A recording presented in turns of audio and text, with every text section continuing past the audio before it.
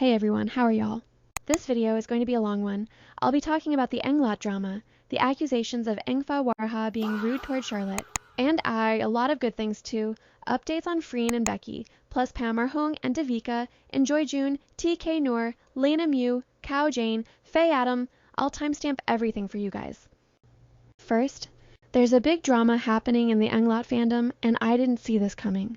We were having such a good time after the first episode of Water the series aired, which by the way, was one of the best and most satisfying episodes I've seen in a while.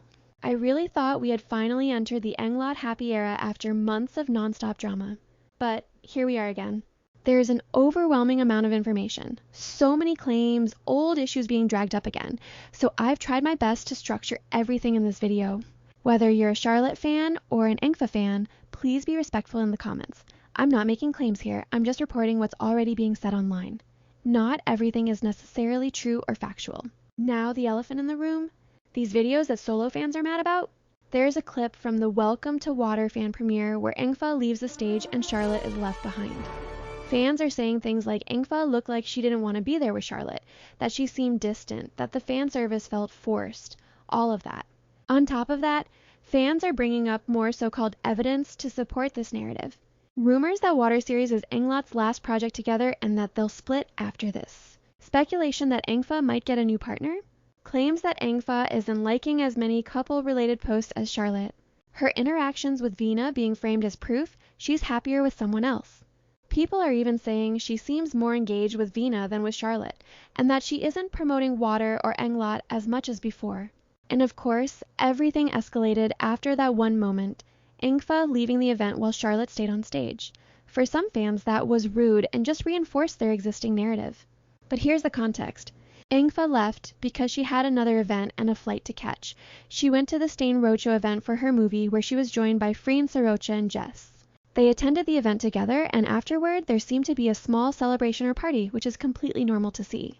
She had a few drinks, looked a bit tipsy, and that's when everything exploded online. Fans started criticizing her for leaving Charlotte at the premiere just to go party on a weekend, saying it's disrespectful. People have problem with her drinking as well. They are writing all these nasty things about her. God forbid a grown woman is having fun. Guys, it's not that serious. You know, people really need to chill a little. Why are we always looking for problems? I don't want peace. I want problems, always. And cherry on top, some fans are bringing Freen and Becky into this fiasco, which is absolutely not a good idea, I'm telling you. I know Freen and Charlotte flirting was one of the best things to watch this week. But no, ghost shipping and saying things like Freen should be paired with Charlotte instead of Becky is not appropriate at all. Just don't go down that road. Don't bring Freen and Becky into this. We don't appreciate ghost shipping when it comes to them. It may not seem that serious, but I did read things like that and they're clearly rage bait. It can easily spiral. And what did we learn from Nanno's Fan vs. Aunties episode? Yeah, this is exactly that happening. Okay, here's my unpopular opinion. First, englot separating after this series is an old rumor at this point. I've seen it so many times before. Of course, with everything that happened involving Charlotte and Nawat, plus her contract reportedly ending next year, fans, both solo and couple fans, think it's best for Charlotte to leave MGI. But when Charlotte was asked about her contract at the event, she said it's an internal matter. She clearly doesn't want to make a public statement about it. I think it's way too soon to say they're separating. And Engfa doing solo projects or promoting her movie is not confirmation of anything. Yes, she has other on-screen partners, and in her upcoming projects she'll have different co-stars too, because she's an actress. If the story requires it, then that's how it is. Why are we treating this like it's some kind of threat to englot? Lena and Miu will also have new on-screen partners. In fact, Lena attended the blessing ceremony for her first movie, Her In Frame, with co-star today. Freen Sarocha is going to star in Witch of Siam with Nine Nafat. Not everything is a sign of a breakup. Sometimes it's just work. Other things being said are that Engfa didn't want to do fan service with Charlotte, that she seemed off, and that the fan service felt forced. Did we watch the same event? This whole narrative feels forced to me. The girls were having fun, they were giving moments, they looked happy, they looked fine. There are so many videos from the event, yet people are cherry-picking whatever fits their delulu drama. Engfa leaving the event because she was getting late for her flight was not a big deal. In fact, there's another POV of that same moment that completely overturns this rude and insulting narrative. And lastly, Why are we demonizing her for having a little fun? She is a grown woman. She can drink and have fun. What's wrong with that? In the end, I just want to say, this is the time englot fans should stay united, but instead, solo fans are picking fights. Can we please enjoy water series in peace? Everyone is running with wild theories about them wanting to separate or being rude to each other. Can we, for once, just enjoy this series and support englot because it's important and this is the time to show up? We also have Solon Entertainment denying all the dating rumors. They were so quick with their statement that, like many others, I actually found out about the rumors through their response itself. They basically clarified that the people mentioned are staff members doing their jobs, asked fans not to spread rumors or make assumptions, and warned that they've collected evidence and may take legal action against those spreading harmful information. Besides that, we got so much content from Freen this weekend. 4 elements confirmed and posted about the last Q of the Air series. We also got a lot of behind-the-scenes clips from Princess Blue and Lom, and Freen even shared a goodbye message saying, "Rank this as #1 in terms of difficulty. Since I was born, and only now realizing how insanely hard it is to be a cop, holding a gun more than a phone, and then having to take the princess on a run for her life. Finally, let's end it here." When Lom and Kun Blue both agreed, "The rebels can just kill us. We don't want to run anymore." Worn out, there's also a video of Engfa going around where she appreciated Becky and her portrayal of Princess Blue. Out of all the spoilers I've seen, their wedding is still my favorite so far. I love GL weddings, and this one. It's healing in a way I can't even explain. Overall, this was such a great week for both Freen and Becky. Girl from Nowhere. Episode 3 was great. I really enjoyed it, and most people loved it too. It felt like a visual representation of everything else on X every day. Fans and antis constantly fighting each other. I'd rate this episode an 8 out of 10. For some reason, I'm still trying to fully articulate my thoughts about it. I didn't find the ending very satisfying, especially the part where he actually finds dirt on that influencer, like how he didn't adopt the dog and made up a fake story. But by that point, he had already spread so many lies and created so much drama that the real truth was dismissed as fake. It's like that boy who cried wolf situation. I also think it was a strong commentary on how fan wars actually work. In the end, both sides just want to win public opinion, regardless of facts. It also reminded me of the Jenny X episode from season 2. You are left with the question, did Nanno did the right thing or not? What do you guys think? And like the first episode, I kinda miss Nanno here as well. The episode was carried really well by the rest of the cast, but still, I wanted more of her presence. Now about Sky, he's definitely going down the wrong path. It's giving Yuri vibes. He could be the next villain. If you look at Yuri's original story, it's actually very similar. In the beginning, Yuri was a victim, just like Sky. She became obsessed with Nanno, and now Sky is also obsessed with her, even stalking her. So yeah, he could turn evil, because one thing Nanno's really good at is bringing out the worst in people. Maybe he gets a taste of Nanno's blood and becomes a supernatural entity too. And with the expansion of the Girl from Nowhere multiverse, it's definitely a possibility. I'm really excited for the next episode. I've said this so many times already. We're finally getting Jane and Becky together in only Nanno episode next week. And I already know that's going to start a lot of conversation. Good news! We have Enjoyjune and an update on Love on Hire, their second series. Apparently, both of them appeared in the latest episode of Guess Who, where they shared that the show is currently in pre-production, scripts reading, and workshops are underway.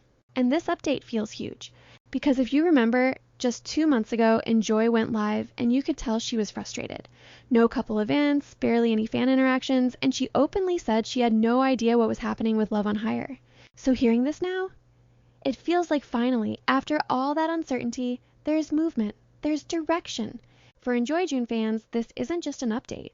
It's relief. It's hope. Another couple we still don't know the future of is Pam and Arhoung. Out of nowhere, Headliner Thailand posted a video of them with the caption, "Headliner Girls, meet Headliner Thailand's artists in an all-new look for 2026. First of all, this was very random.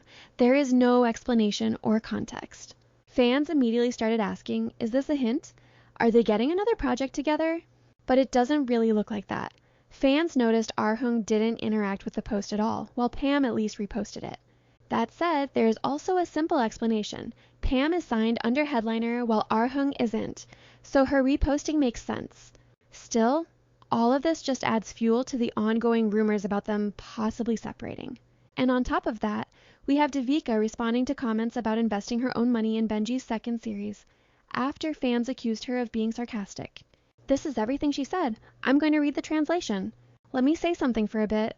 I know I probably shouldn't be speaking. I should stop. I should stay quiet. I know that.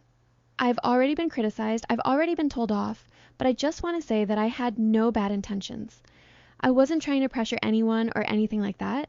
I just meant that if you've been following people in our company or following my media, you would know that our first project, I'd laughs okay. I'll stop there. Let me say this properly. I'll speak nicely. Please give me a chance to say just a little, just a little. What I wanted to say is this. When I wrote that, the first project hasn't even broken even yet, but we're already thinking about doing a second project. Should I just invest my own money? That's all I meant. Because I personally feel like I really want to do a second project already, even though the first one hasn't made back its investment yet. I just really want to move forward with the second one. I feel like Mabel and Pangji are very lovely, they're really good kids, and that makes me want to support them. Right now, it feels like, if we're talking strictly in business terms, we shouldn't be in debt, right? But their charm and sincerity make me want to go for it anyway. Especially in this economy where people aren't really spending much money, I understand that very well. So I was thinking, maybe I should just create it myself, with my own money. That's all I meant. I just typed that from the heart. I just wanted some encouragement, like fans saying, we'll be waiting, even if I have to fund it myself. Just that kind of support. That's really all it was. But I understand that wording can be misinterpreted or text can come across differently. I understand that. In another clip, Devika further clarified that she wasn't trying to pressure anyone, especially the girls under her management. She said, honestly, I don't have anything going on. I just typed that message and then people started saying things like, feel bad for the kids. But if the girls see me saying that the investment hasn't been returned yet, there's no need for anyone to stress about it because it's something we already talk about all the time. We work as a team. The girls also want me to get the investment back. You get it? We're a team. We don't hide things from each other or keep secrets. We talk openly. And I've never pressured them. I've never said things like, you have to make money. Never. I'm just happy seeing them grow. I want them to succeed, to have a house, to have a car. Right now, I'm even rooting for them, hoping they can buy a car, hoping they can earn a lot of money. But it's never like what people are saying, like if the girls see this, they'll feel bad or hurt. When I read those comments, I just felt like I was being attacked, like a wave of backlash, you know? Another big talking point is Dangerous Queen and the teaser with TK and Nur. They shared it at their fan meet on Saturday and posted it on YouTube yesterday for everyone to watch. I watched it, and here were no subtitles, but honestly, not much needed anyway. They didn't disappoint. The production looks really promising. In season 2, I should call it a special. We'll see them as a married couple struggling with the decision of having a baby, Babe wants a child, and Queen has her reasons to wait.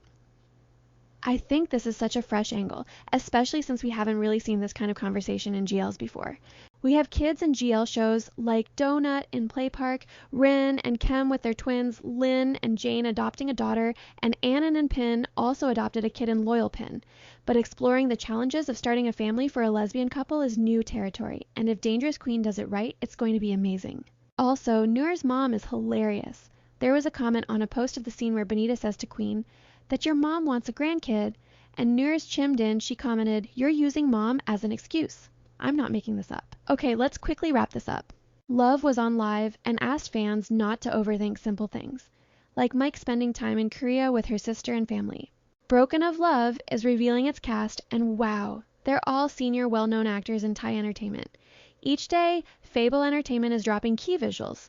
No full trailer with Adam yet. A teaser is set for March 26th, and the first episode drops on March 28th. I really like how Faye is keeping things mysterious, not overloading us with spoilers and stills. That typical happens. Love that. Other Thai GL moments I love this week. Lam flirting with every beautiful woman she has access to, and she's using it. Apo's gay panic. Lotta calling her boss a loser and still managed to not getting fired. TK's duality, switching from cute to hot in seconds. Bonnie's room AC ASMR session. Kao and Jane flirting and calling each other girlfriends everywhere on my feed. We love this GL ritual, don't we? And the play park kiss, I'm just here for Tanyata. And that's it. Thanks so much for watching.